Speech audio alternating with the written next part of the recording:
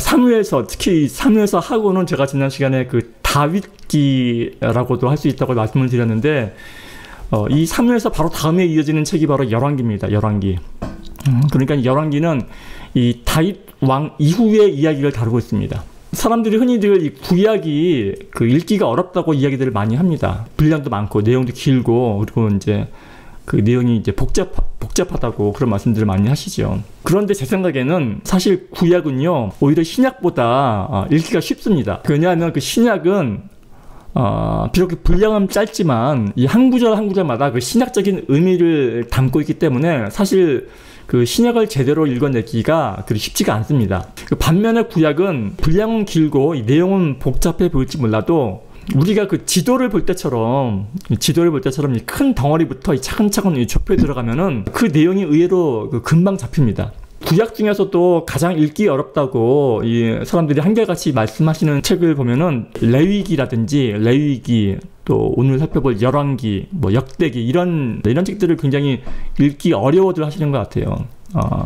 근데 가만히 생각해 보면 이런 책들이 어렵게 느껴지는 이유는 이 책들이 도무지 흐름을 잡을 수 없기 때문에 어렵게 느껴지는데, 특히 이 열왕기의 경우는요, 여러 왕들의 얘기지 않습니까? 열왕기가. 그래서 여러 왕들이 이제 소개가 되는데, 때로는 그 왕이 남유다 왕인지 북이스라엘 왕인지 막 헷갈릴 때도 있고, 그리고 또 이 왕들의 이름이요, 동일한 이름들이 많아요. 뭐 여호람이라든지 뭐 아하시야, 뭐 요아스, 뭐 여호와스, 이런 왕들의 이름이요, 남유다에도 있고 북이스라엘에도 있고 이름이 같은 왕들이 이렇게 많이 나와요. 그러니까 이게 지금 설명하고 있는 내용이 이게 뭐 남유다인지 북이스라엘인지 도무지 이 맥락이 잡히지 않을 때가 많습니다. 그래서 이게 어렵게 느껴지는 것 같습니다. 충분히 이해를 하고요. 그러면은 뭐 어떻게 해야 하냐, 읽지 말아야 하느냐, 그런 건 아니고 대책은 간단합니다. 예. 이 맥락이 안 잡히면 맥락을 잡으면 됩니다. 이게 구성이 이렇게 되어 있구나, 그리고 이렇게 흘러가는구나, 이 맥락이 일단 잡히면은 그 다음에는 이제 좀 쉬워지죠. 이 보통 책 읽기의 고수들이 책 읽는 방법들을 설명하는 것을 가만히 들어보면은요, 이분들은 먼저 책을 읽기 전에 이 목차부터 살핀다고 합니다. 테이블 오브 컨텐츠, 이 목차. 이 책이 이런 식으로 전개가 되겠구나. 맥락을 살피기 위함이죠. 목차를 통해서 이 책이 어떤 구성으로 이루어져 있는가를 먼저 한번 가늠해보고, 그리고 나서 이제 책을 보는 거죠. 사실 그렇게 보면은요, 책이 훨씬 더 이해하기가 빠르고 쉽습니다. 여기 한 가지를 더 이제 덧붙이자면은, 그렇게 이제 대충 그 구성을 파악한 이후에는 이 책이 왜 쓰여졌는지, 그러니까 이 책이 무엇을 말하려 하는지를 대충이라도 한번 생각을 해보는 거죠. 한번 예측을 한번 해보는 거죠. 그런데 이런 작업이요, 일반 책을 읽을 때에는 이런 부분이 의외로 쉬운 게, 모든 책에는 목차가 있지 않습니까, 맨 앞에. 그래서 이제 맥락을 쉽게 파악할 수 있고, 또 이 책 제목과 함께 그 책 날개라고 하죠. 이 책 앞뒤에 간략하게 이제 책에 대한 개요가 쓰여져 있어요. 책 소개를 합니다. 그래서 이제 대충 이 책이 무엇에 관해 말하려고 하는지를 일반 책의 경우에는 좀 쉽게 파악할 수 있습니다. 근데 문제는 성경책에는 그런 게 없어요. 성경책에는 이제 목차도 없고, 심지어는 원래 이 성경책에는 제목도 없었어요. 지금 뭐 성경, 뭐 마태복음, 마가복음 뭐 이런 제목들은 그 이후에, 한참 이후에 뭐 특별히 신경 써서 이제 그 이 책의 주제를 제목으로 삼은 게 아니라 그저 이 본문의 제일 첫 단어, 마태복음, 마가에 의한, 뭐 마태에 의한 해가지고 마태, 마가, 이제 이런 식으로 책 제목이 그냥 지어진 거죠. 그래서 이제 별 도움이 안 됩니다. 그럼 성경책을 읽을 때는 어떻게 해야 하냐 했을 때, 목차가 없는 점은 일단 목차를 만들면 되고요. 그리고 책 소개는요, 비록 성경책에는 없지만 조금만 뒤져보면 얼마든지 있습니다. 인터넷에도 있고요. 그 성경 각 책마다 개요가요, 뭐 엄청나게 많이 있습니다. 그래서 이제 요약해보자면은, 만약에 성경책이 읽기가 어렵다고 느껴진다면은 이 두 가지만 염두에 두시면 됩니다. 먼저 이 성경책이 어떤 맥락으로 이루어져 있는가를 한번 살펴보고, 그 다음에는 이 책이 무엇을 말하기 위해서 쓰여졌는가를 한번 생각해 보는 거죠. 그러니까 열왕기도 이 두 가지를 해결하고 나면은 무척이나 읽기가 쉬워집니다. 우선 열왕기는 분열된 두 나라 중에서 주로 이 북이스라엘에 초점을 맞추어서 이야기가 전개가 됩니다. 왜냐하면 열왕기 저자가 말하고자 하는 바가 그 하나님의 나라가, 선택된 나라가 왜 망하게 되었는지를 설명하려는데 그 이유가 있기 때문입니다. 사람들이 다 궁금해하죠. 아니 니네들 하나님이 세운 나라라면서 어떻게 이렇게 무참하게 짓밟히고 망할 수 있느냐, 이런 궁금증을 가진 독자들에게 자 봐라, 이렇게 너네들이 말을 안 들으니, 하나님 말씀을 안 들으니, 불순종하니 니들이 아무리 하나님의 선택받은 백성이라 할지라도 결국은 이렇게 망하지 않느냐 하는 그런 교훈을 주고 싶은 그런 의도가 있다라는 것이죠. 이 열왕기가 말하고자 하는 바가 무엇인지 어느 정도 파악이 됐다면 그 다음에는 그 구성을 살펴보면 됩니다. 그 구성을 살펴보면은 그 열왕기가요 총 두 권이지 않습니까? 열왕기 상권과 열왕기 하권. 상권이 22장, 하권이 25장. 그래서 합하면은 총 47장으로 이루어진 꽤 긴 성경입니다. 근데 이게 열왕기가 이렇게 길더라도 큰 덩어리로 나눠 보면은 이해하기가 쉽습니다. 그래서 이제 열왕기 상하도 크게 세 덩어리로 나눠 볼 수 있습니다. 먼저 열왕기 상권의 절반을 뚝 잘라서 1장부터 11장까지가 그 온통 한 명의 왕, 그러니까 솔로몬 왕 이야기입니다. 그러니까 열왕기라고 해서요 모든 왕들을 다 설명하는 것이 아니라 지금 열왕기 상권의 절반이 온통 한 사람인 솔로몬 왕에 대한 이야기입니다. 그리고 이제 그 이후에 열왕기 상권 12장에서부터 열왕기 상을 다 지나고 열왕기 하권으로 넘어가서 열왕기 하권의 절반, 거짓 절반이에요. 그러니까 열왕기 하권의 17장까지, 그러니까 상권 12장서부터 하권 17장까지 그 중간 부분이 그 분열 왕국, 남북 이스라엘에 대한 이제 그 이야기죠. 그게 메인 스토리죠. 근데 이 부분이 주로 북이스라엘에 초점을 맞추어서 이야기가 전개가 됩니다. 그 이유는 제가 말씀드렸죠. 그리고 나서 나머지 세 번째 덩어리가 남은 나라 다 한 나라, 남유다. 그러니까 열왕기 하권 18장 이후에는 온통 남아있는 한 나라, 이 남유다에 관한 이야기. 남유다가 또 어떻게 망해가는가. 그 이야기입니다. 끝입니다.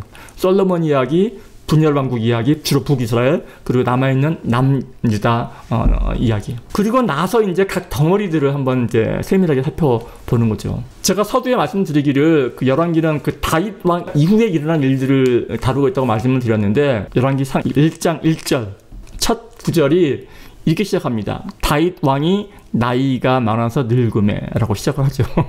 그래서 뭐 이불을 덮어도 뜨뜻하지 않다, 뭐 이런 얘기가. 그러니까 뭡니까? 이제 그 다음 이야기라는 거죠. 그러니까 다윗 왕의 후계자는 여러분 다 아시다시피 이제 그 솔로몬입니다. 솔로몬. 다윗이 그 밧세바와 낳은 아들이죠. 솔로몬의 이야기입니다. 이 말씀 드렸다시피 열왕기 상고는 특히 초반부의 절반은 온통 솔로몬 이야기입니다. 이 솔로몬이 그 다윗 왕의 그 수많은 자녀들 가운데 자녀들 무지하게 많거든요. 그 수많은 자녀들 가운데 어떻게 솔로몬이 왕위에 오를 수 있게 되었는지. 솔로몬이요 왕의 서열이요 7째인가 그밖에 안 돼요. 한참 멀었습니다. 원래 왕위는 그 핫기스 아들 아도니아라고 그 암몬 죽고 압살롬 바로 밑에 동생이에요. 그 아도니아가 이제 자기 그 왕위 계승자인데 솔로몬이 됐지요. 이제 그 내용들이 이제 열왕기 상 1장 보면 이제 상세하게 설명이 되어 있습니다. 이제 어떻게 솔로몬이 왕권을 잡게 되었는지, 그리고 그렇게 해서 왕위에 오른 솔로몬이 또 어떻게 나라를 잘 다스렸는지, 이런 부분들이 이제 그 열왕기 상권에 뭐 3장, 4장 이렇게 설명이 되어 있습니다. 우리가 누구나 웬만한 사람은 성경을 정말 안 읽은 사람도 아는 뭐 솔로몬의 1000번째 이야기라든지, 뭐 솔로몬의 명심판, 뭐 그 얘기 있지 않습니까? 아이를 반으로 갈라라, 이런 이야기들이 다 이 부분에 있어요. 열왕기 상 3장, 4장 솔로몬의 그 치세와 그 명성의 그 지혜에 대해서 설명을 합니다. 그리고 또 이 부분 또 무엇이냐면요, 다윗이 그토록 짓고 싶어 했지만 못 지었던 성전과 궁전의 건축에 관한 이야기, 어떻게 건축했고 어떻게 봉헌했으며, 이런 이야기들이 이제 열왕기 상권 5장, 6장, 7장, 8장 보게 되면 굉장히 세세하게, 아주 자세하게 설명이 되어 있습니다. 그러니까 이런 식으로 열왕기 상권의 절반이요, 그 22장 중에서 11장까지가 다 그 얘기예요. 그리고 이제 그 나머지 12장서부터가 이제 솔로몬이 죽은 이후에 어떻게 그 통일 왕국이었던 이스라엘이 북이스라엘과 남유다로 이렇게 나눠지게 되었는지, 그 이스라엘의 분열에 관한 이야기들이 기록이 되어 있는 거죠. 제가 이 열왕기가 그 이스라엘이 왜 망하게 되었는지를 설명하기 위해 쓰여졌다고 제가 말씀을 드렸는데, 그 가장 큰 이유는요, 바로 이 북이스라엘의 여로보암 때문입니다. 성경은 이것을 여로보암의 죄 때문이라고 말을 하는데, 이제 바로 이 부분서부터 이제 그 열왕기상 12장서부터 이 여로보암이 등장합니다. 좀 더 자세히 말씀드리자면 열왕기 상권의 12장, 12, 13, 14, 뭐 15장 조금까지 해서 이제 여로보암, 온통 여로보암 왕 이야기예요. 이 여로보암의 죄는요, 이 말하자면은 모든 증상의 원인과 같은 그런 죄입니다. 이 북이스라엘의 모든 이 타락상의 그 원인을 추적해서 올라가다 보면은 거기에는 항상 이 여로보암의 죄가 있었다라는 그런 말입니다. 그래서 성경은 그 이후에 그 여로보암 이후에도 그 여로보암과는 아무런 상관이 없는, 혈통적으로도 아무 상관이 없어요. 계속해서 왕조가 바뀌기 때문에.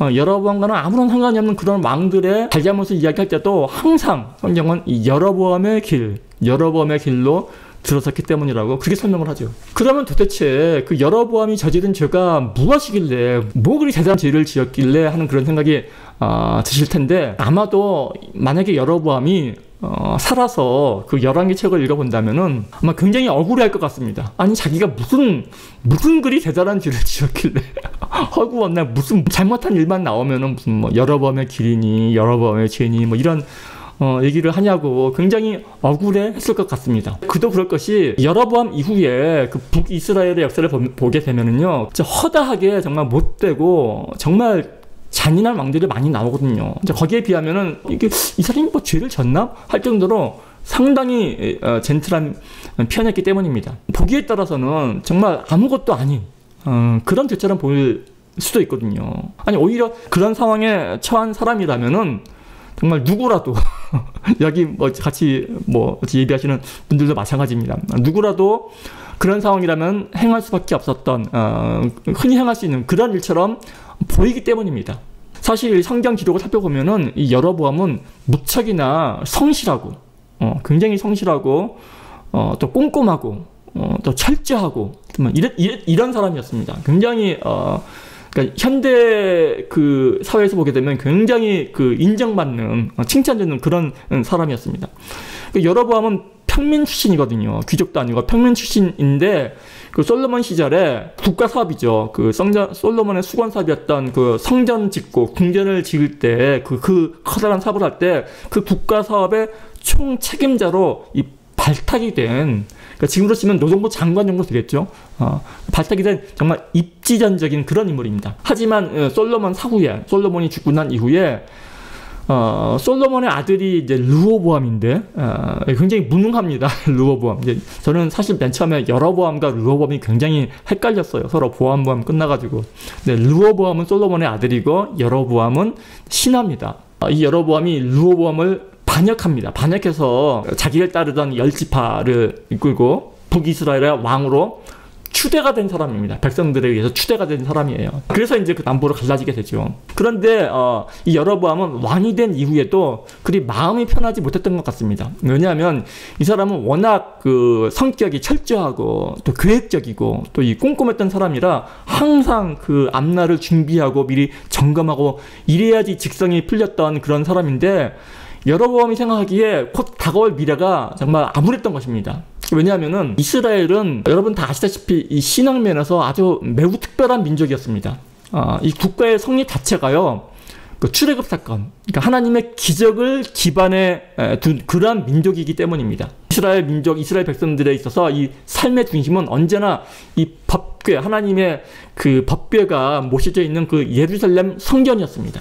그래서 이 사람들은 1년에 한 번씩은 반드시 그 예루살렘 성전에 올라가서 제사를 드리고 회개를 해야만, 그래야만 마음이 놓이고 이 삶의 의미를 찾는 그런 민족이었던 것입니다. 그런 이제 이스라엘 민족의 왕으로 새롭게 추대된 이 여로보암의 걱정거리는 다름이 아니라 바로 그 예루살렘 성전이 그 자신의 영토가 아닌 자신이 배신하고 나온 그 남유다 영토 안에 있었다는 사실입니다.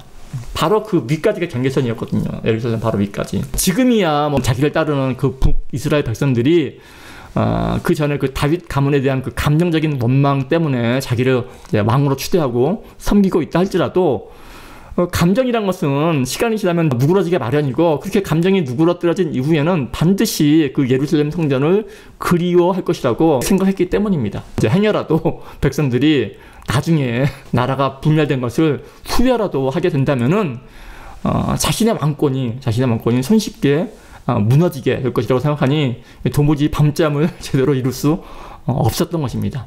그래서 여로보암이 생각해낸 기발한 아이디어가 있었으니 그게 뭐냐면은 예루살렘에서 최대한 가까운 거리에, 최대한 근접한 거리에 있는 자기 나라 땅, 거기가 어디냐면 베델이에요. 베델도 나름대로 의미가 있는 장소입니다. 야곱이 제단을 쌓았던 그 베델에 제사를 지낼 제단을 마련한 것입니다. 그리고 한술 더 떠서 남쪽에는 베델, 그리고 북쪽 끝 이 단에도 제단을 하나 더 마련합니다. 백성들의 편의를 위한 그 행정 서비스의 모범을 보여준 것이죠.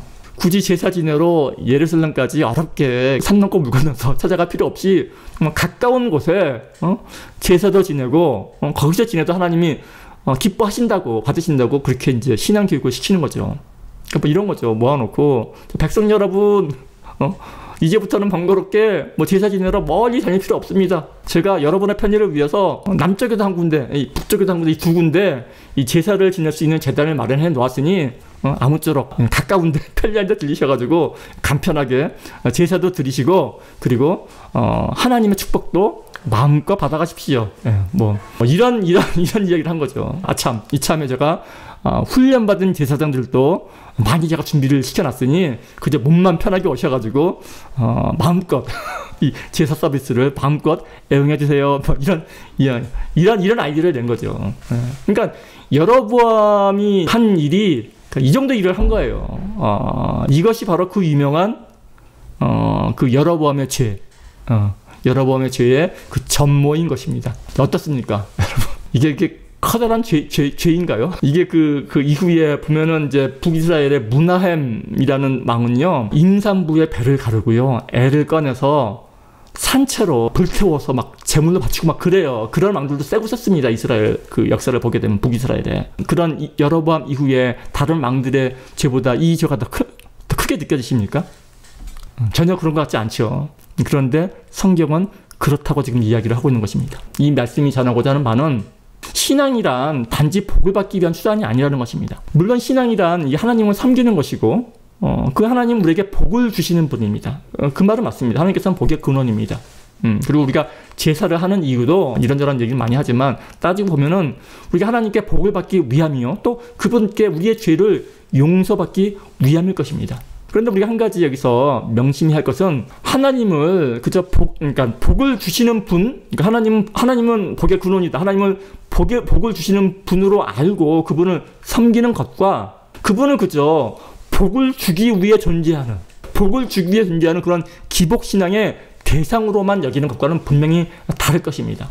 우리가 하나님을 단지 나의 행위에 자동적으로, 기계적으로 반응하고 응답해 주시는 그런 대상으로만 여기고 있다면은 그런 하나님은 커피 머신과 별 차이점이 없을 것입니다. 그런데 여로보암은 이 백성들이 성전을 찾고 또 거기서 제사 드리는 행위를 단순한 기복신앙으로 전락시키고 말았던 것입니다. 말하자면 하나님을 인격적인 수준, 신앙의 대상의 수준에서 자판기 수준으로 끌어내린 것입니다.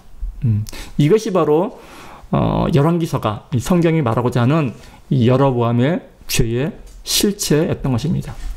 사람은 누구나 자기 안에 내재되어 있는 어떤 그 절대자에 대한 관념이 있습니다. 누구나가 가지고 있는 이 가치관이라고도 말할 수 있을 것입니다. 겉으로 드러나는 그런 행동들은 사실은 자신 안에 내재되어 있는 그 자신의 가치관이 밖으로 드러난 표현에 불과한 것입니다. 여로보암의 죄로 인해 이스라엘 백성들의 그 마음속에 심겨져 있던 그 인격적인 절대자 하나님에 대한 관념이 그 여로보암의 죄로 인해서 점차로 사라지게 되고, 대신에 아무 데서나 편리하게 제사만 드리기만 하면, 제사를 드린다는 그 행위만 하게 되면 자동적으로 복을 부어지는 그런 자판기 하나님, 자동 판매기 하나님이라는 편리한 하나님에 대한 개념이 우리의 마음속에 자리 잡기 시작했던 것입니다. 그 편리한 개념은 점점 더 자라나서 마침내는 나의 만족과 나의 편안함을 위해서라면은 그 어떠한 일이라도 거리낌 없이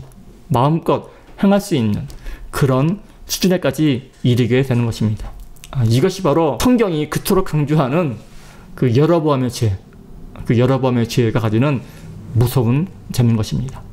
제가 처음에 이제 성경을 한 권씩 살펴보자고 제가 말씀드렸는데, 사실 열왕기가요, 구약의 마지막 책이나 다름없습니다. 이 이후에 역대기도 있고, 뭐 시편도 있고, 뭐 예언서 뭐 다 있는데, 역대기는 그 열왕기를 다른 시각에서 본 책에 불과하죠. 또 시편은 다윗 왕의 그 시대 이야기이고, 그 예언서들도 이게 다 열왕기의 그 상황 속에서 나오는 그러한 이야기들입니다. 그래서 사실 이 열왕기가요, 구약 성경의 마지막 책이나 진배 없습니다. 그래서 이 시간 이후로 다음 시간부터는 제가 몇 번 더 열왕기에 대해서 조금 더 자세히 설명을 드리고 들여다볼 예정입니다. 끝까지 관심을 가져주시고 함께 해 주셨으면 감사하겠습니다.